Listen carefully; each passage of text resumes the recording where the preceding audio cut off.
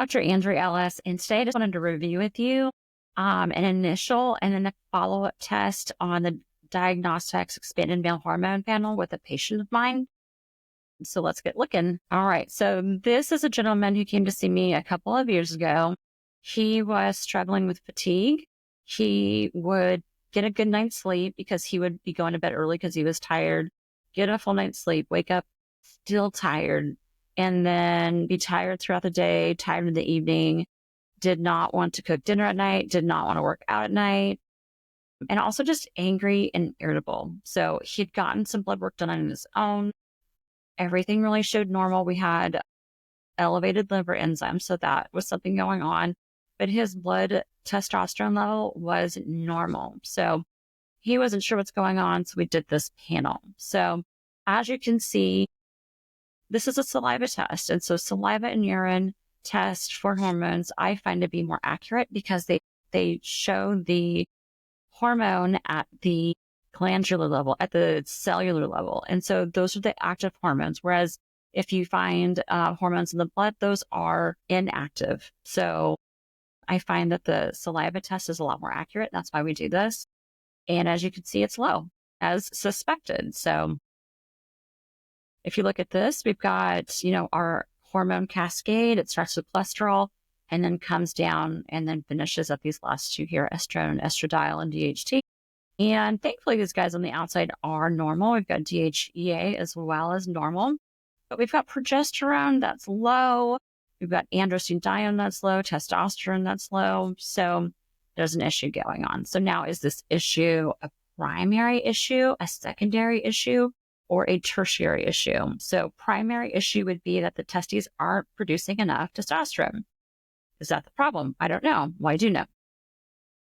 That's the problem to solve. Secondary issue would be a pituitary gland. The pituitary sends the testes hormones that tell them to produce testosterone. Is that functioning? And then the tertiary would be adrenal glands. Are the adrenal glands working? Are they talking to pituitary? Is the pituitary talking to the testes? Let's find out. If you want to look at my video on the HPA axis, when that is dysregulated, it can throw off all the other hormone axes.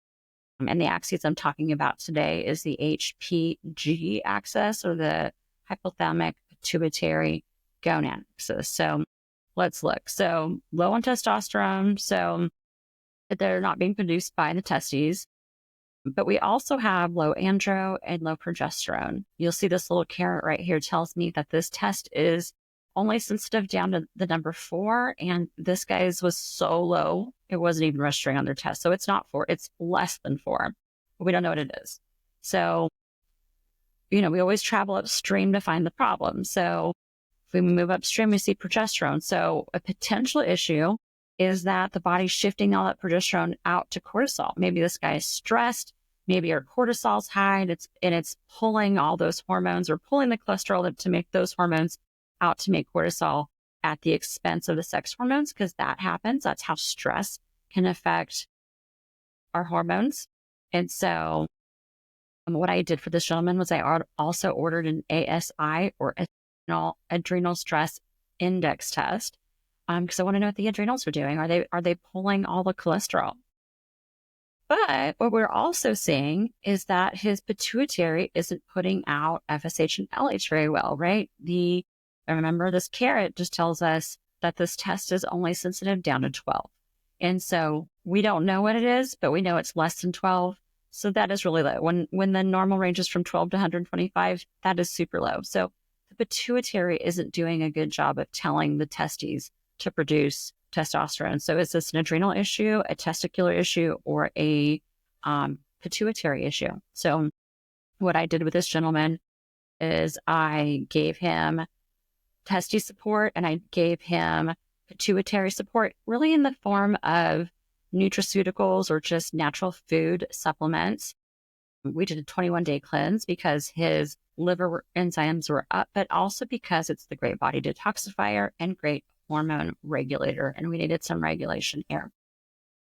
I did give him some stress support as well, because if his adrenals weren't working really well, then we needed to kick those guys back into shape. So What I don't have shown here is his ASI test, and I'll probably show that on another video, but that was pretty normal for him. So his adrenals were working great.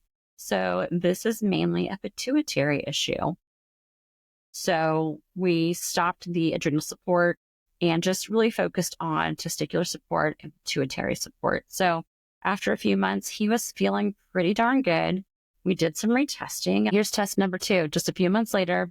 And this is looking so much better. And so I remember when I initially saw this, I'm like, oh, we're still low.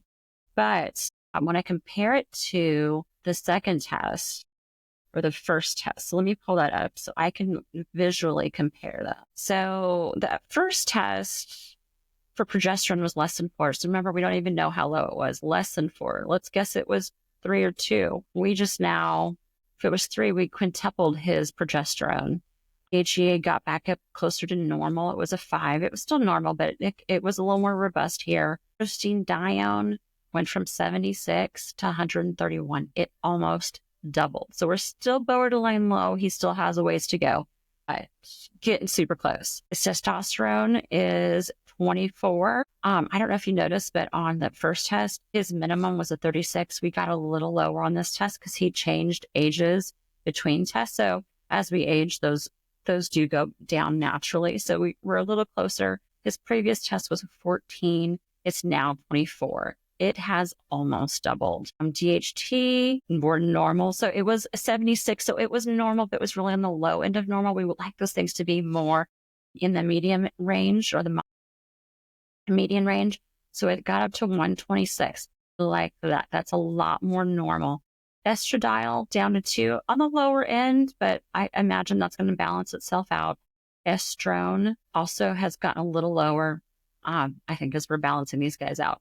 And we'll see on that pituitary, boom, again, lower end of normal. I would like to see these a lot higher, but I like normal. I'll take normal. This is just a few months into it, so we're heading in the right direction. This gentleman continue to do better. We didn't do a third test. We don't have to retest these tests. Feeling great is the finish, or, is the finish. That's where we want to be. If somebody wants to retest to see what they are, I like retesting, but it doesn't have to happen. I like to see these things. But so we didn't do a third test, but he was feeling really great. He was losing some weight and had a lot more energy and was less angry and irritable. So if you or your partner is struggling with some of these symptoms, thinks there's an issue, but blood work is just showing that we're normal, give me a call.